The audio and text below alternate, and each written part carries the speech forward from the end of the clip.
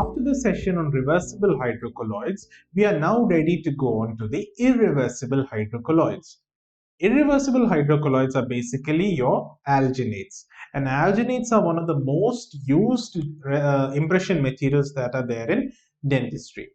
See, alginate comes from the word alginic acid, which was whose chemical name is anhydro-beta-D-manuronic acid, and this was extracted from a brown seaweed of the Phaeophaceae species.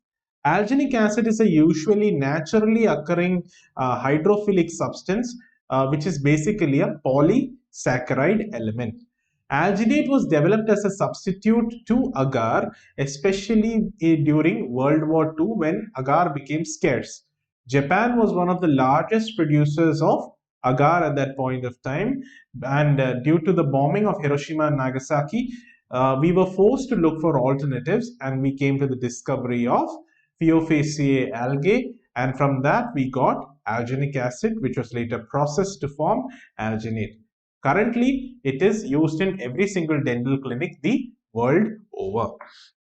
So, alginate basically has two types. You have type 1 alginate and type 2 alginate.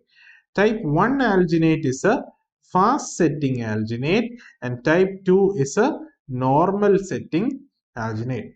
So, if you are a pro, you can go for type 1 alginate. If you are a normal beginner, then you can go for type 2 alginate. I would always suggest all of you to use type 2 alginate because the extra time always helps.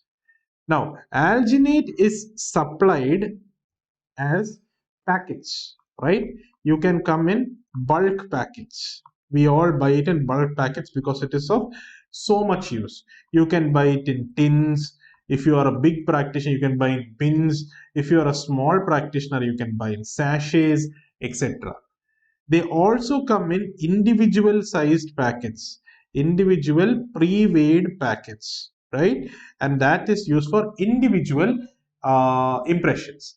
In everything, you get a scoop, which is the spoon with which you use your alginate. Why? Because it can dispense a specified quantity of powder, and you have a cylinder with markings which will give you the exact measurement of water. When you get this, please read the manufacturer's instructions and then use it. Otherwise, you will waste a lot of alginate. When I was doing my dental studies, we used to just run it under tap water without reading the instructions, and we have wasted a large amount of money buying alginate packets. If only you read the instruction material, take the required amount of scoops, measure the exact amount of it takes 2 minutes, and you mix it, you will get perfect mixes every time, and your impressions will be all the more awesome for it, right? So please read the manufacturer's instructions on the back of the packet before using it. Now we have separate improvements over alginates, such as dust-free alginates, because some people are allergic to dust. You have chromatic alginates, the alginates which change color during the setting, and also sometimes as a two-phase system, which is used in US and UK because they have superior resistance. So some are modified alginates are present to make our life a bit more easier. The applications of alginates are the same as that of agar, but they are used especially when there are undercuts or excessive flow of saliva, or for use of primary dentures or orthodontic impressions or preliminary impressions or duplicating models. Basically, alginates can be used for everything under the sun to take impressions, right? Okay. The next important thing we have to deal with is the composition. And like agar, you have to study everything. Okay, so here you have either sodium or potassium triethanolamine alginate. This is the major product. This will react with the calcium sulfate. So the calcium sulfate is the reactor. You will have zinc oxide, which acts as a filler. You have potassium titanium fluoride, which acts as a hardener. It will harden the plaster of Paris that you pour as a cast. Diatomaceous earth is also present, which acts as a filler again. Then you have sodium phosphate, which acts as a retarder, and you have coloring and flavoring added accordingly. I will repeat the uses once again. I just said it because that's how I remember it. So, out of these, the filler particle, diatomaceous earth, forms 60% of the total candidate, right? Then the next two are almost equal. Sodium and potassium triethanolamine alginate is approximately 15%, calcium sulfate is almost 16%. Then remember, in order it is 4, 3, 2. So zinc oxide is 4%, potassium titanium fluoride is 3%, sodium phosphate is 2%, and you have traces of coloring and flavoring. So how do you remember it? Diatomaceous earth is 60%. Then you have almost same potassium or sodium triethanolamine alginate, and calcium sulfate is 15 and 16% each. Then 4, 3, 2. Zinc oxide, potassium titanium fluoride, skip diatomaceous earth, go to sodium phosphate, 2%.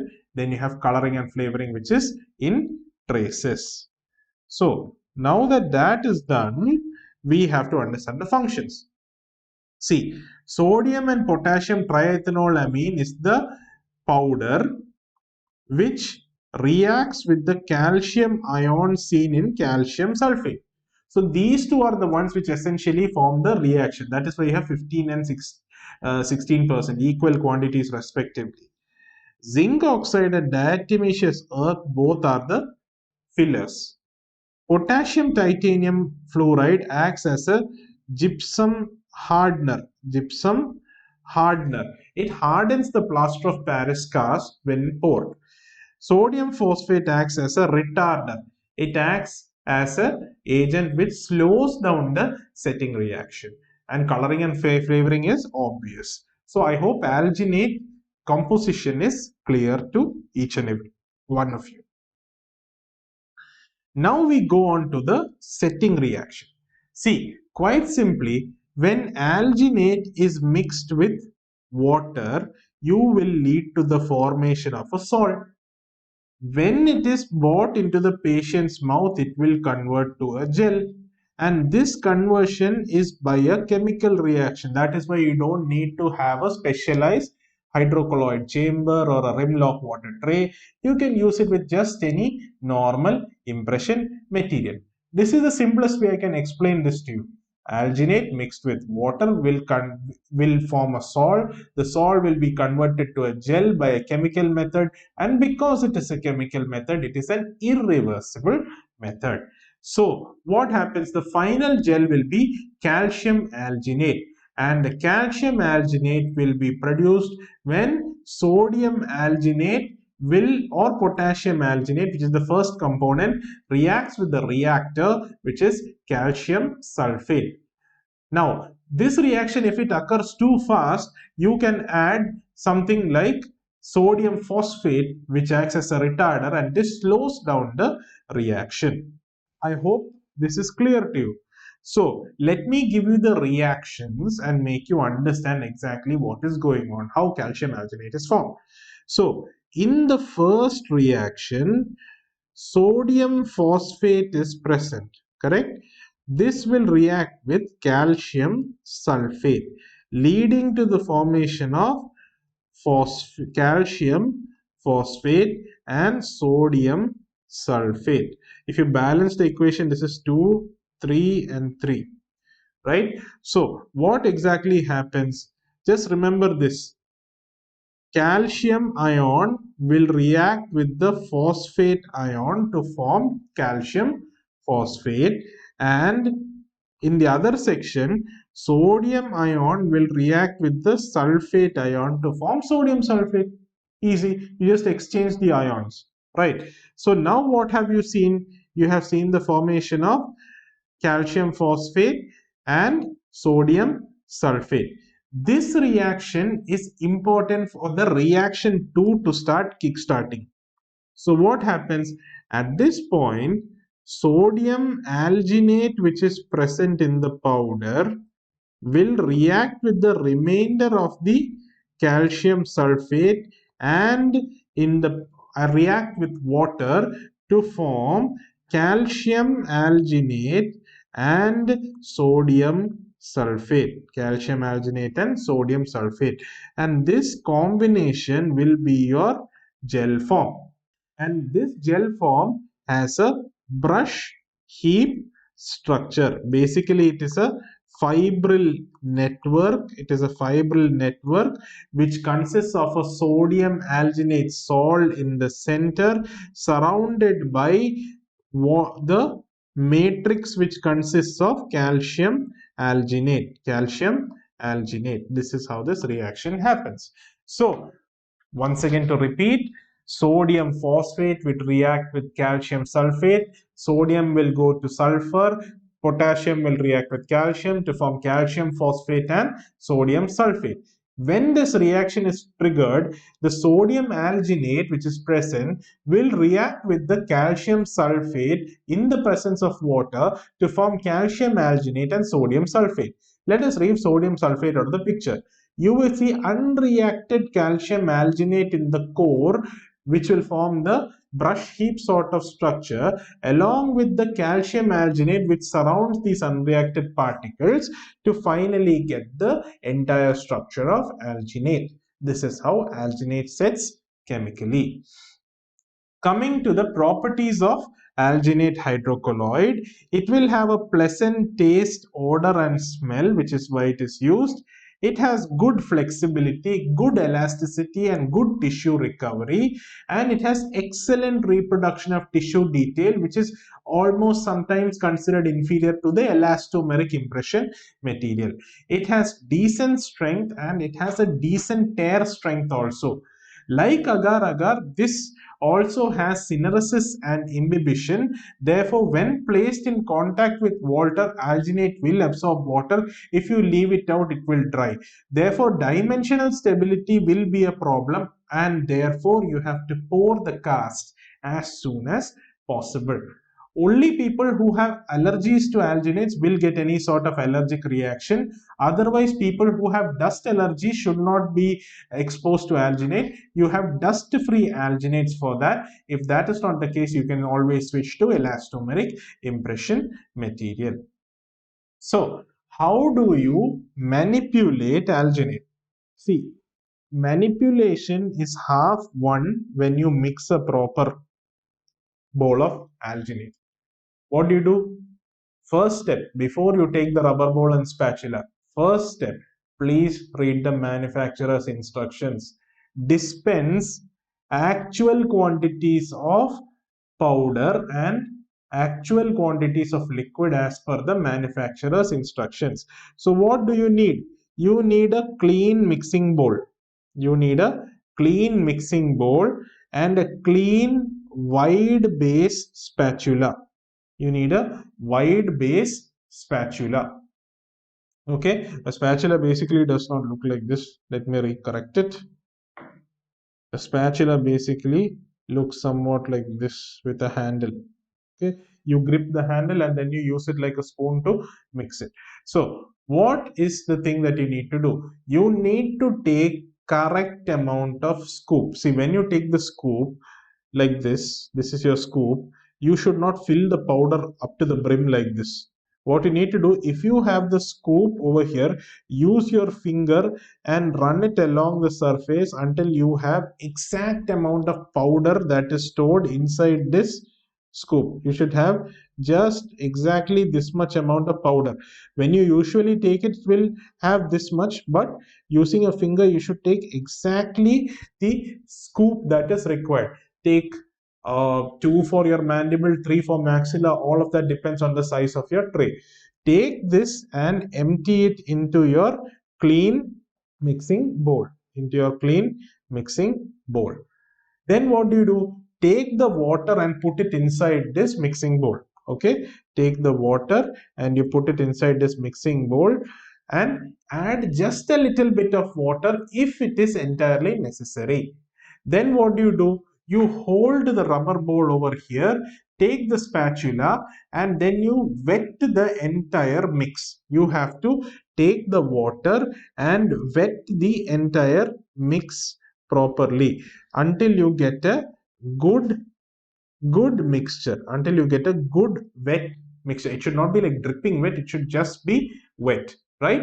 Then you take the spatula, and from that you have to do a figure of eight motion, a stropping motion. The spatula should move like this. You bring the spatula in, press it to the rubber bowl, take it out, come out, and you have to do this figure of eight motion until you get a smooth mix that almost resembles ice cream. Why do you do this swiping or stropping motion? You do this simply because you have to avoid air bubbles. You have to get all the powder mixed to form a nice, smooth, creamy mix. If you are not able to do this, you have always got a machine called an alginator, which provides you speed and convenience as much as possible. So, what are the mixing times and the setting times like? For fast set, which is type 1, which is fast set, the mixing time is almost 45 seconds. For type 2, which is normal set, not slow set, it is normal set, the mixing time is approximately 60 seconds. So remember, the moment the water touches it, you have exactly 45 seconds to mix. So imagine if you have a lot, you have only 45 seconds. Getting a luxury of 15 extra seconds is always better, which is why I told type 2 is always better. If you overmix it, if you overmix it, you are going to have the fibrils of the gel destroyed, and you will have a reduction in working time.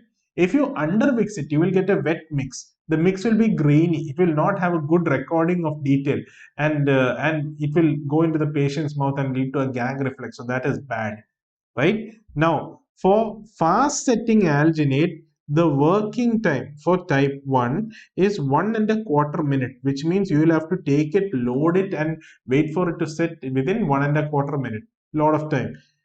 For type 2, which is normal, it is 2 minutes. So you have at least 30 seconds or 45 seconds of relaxing time before it sets. I usually prefer to put it for a minute extra or 30 seconds extra so that I know that the material is completely set. Please use a timer for this. Don't wing it. Please use a timer, right?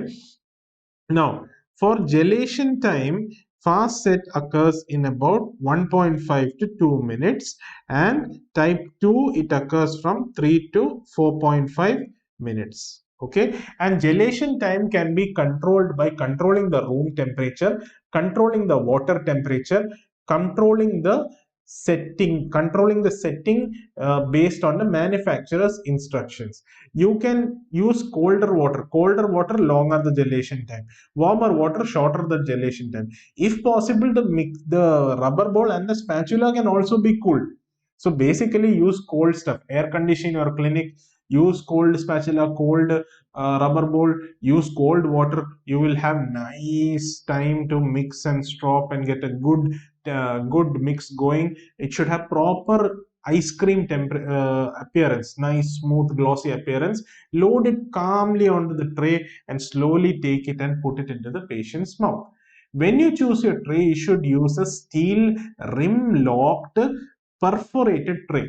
Why? Excess material needs to go out through the perforation. You should use a tray which is rim locked. You remember rim locked, how I told you in the agar chapter? Yes. And then you should have perforated tray. This perforation will allow the excess material to go out of the tray when you press it in the patient's mouth. If needed, you can apply a tray adhesive for the same. Then you load the tray, you seat the tray in the patient's mouth, let it gel into position, and when you remove it, you have to first relieve the vestibule. Why? Because there is a vacuum that is created. Relieve the vestibule and use a snap motion to remove the tray from the patient's mouth. Okay, once you do it, you have to wash the impression first to remove all the saliva. disinfect it into by dipping it into a suitable disinfectant, cover it with a damp napkin to prevent the syneresis from taking place, and the cast should be poured as soon as possible, especially at least 15 minutes after making the impression. You can disinfect it with 2% glutaraldehyde, and you have to first pour the cast, or at least put it in damp paper and store it inside a polythene bag. After this, you can just pour the cast and do the procedure that you are meant to do. See, that is the end of alginates. Let me sum up the advantages and disadvantages of alginate before we finish it off. See, alginate is the most easy to mix and the most easy to manipulate with the most minimum amount of equipment. The set impression is extremely flexible, so you don't have to worry about tearing unless you undermix the compound. It is very accurate if properly handled. It is a low cost material which is comfortable to the patient. It is hygienic. Why? Because every time you have to use a fresh material, you have to discard it. It is also a disadvantage because if you don't know how to use alginate, it will cost you a lot of bags of alginate. And it will give you good surface details even in the presence of saliva. In this material you cannot electroplate, so therefore it is a disadvantage. It cannot be corrected. You always have to take a new impression every time. Distortion will occur if you don't hold the material steady. You cannot just put it and run away. You have to hold it in the patient's mouth for at least a minute, and still don't leave it. That's my recommendation. You can just put it in the patient's mouth and wait for 2 minutes and don't run around. It has poor dimensional stability, meaning it cannot be stored for a long portion of time. Why? Because of the syneresis and the imbibition, which leads to hysteresis. It has poor tear strength. Also, better better materials. If you have to give implants, or if you have to give long span FPDs or short span FPDs, or even cast partial dentures, you cannot use alginate.